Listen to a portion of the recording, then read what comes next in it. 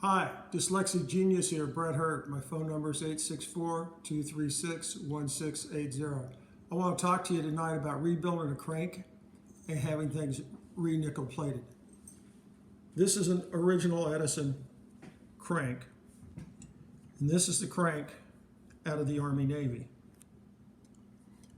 I had it re-nickeled, but when you have things re-nickeled, any running surfaces like this through here, you want to have that done, and the threads. Usually I taped everything off, but you will have a little leak through, but this still screws in.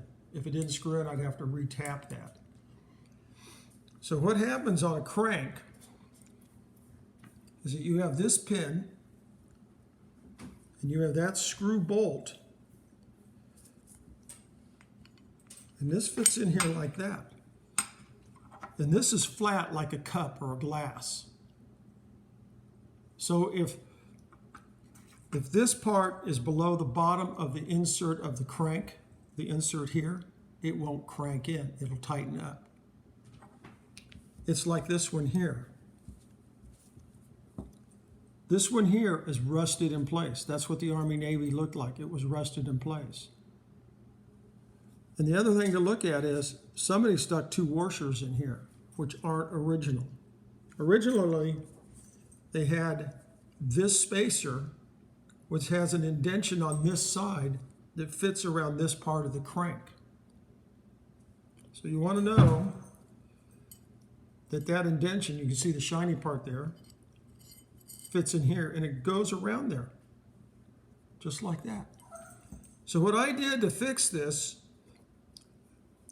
because this area right here was above the end of this, if that makes sense. I use a 3/8 inch milling cutter, and I stick it in here and I grind the wood out a little bit at a time. But you can also use a 3/8 inch wood drill. You can buy one of these at the swap meet for 10 cents, 50 cents, that's all you need. And that'll fit in there to clean that out. And you want to clean the rust out too that's in there.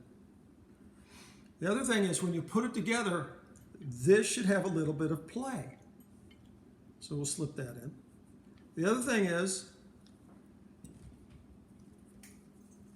this screw looked like that screw.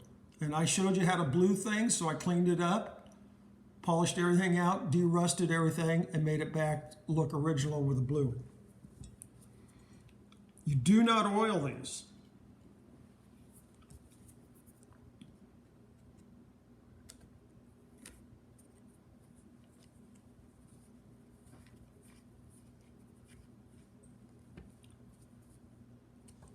That screw tightens on the shaft.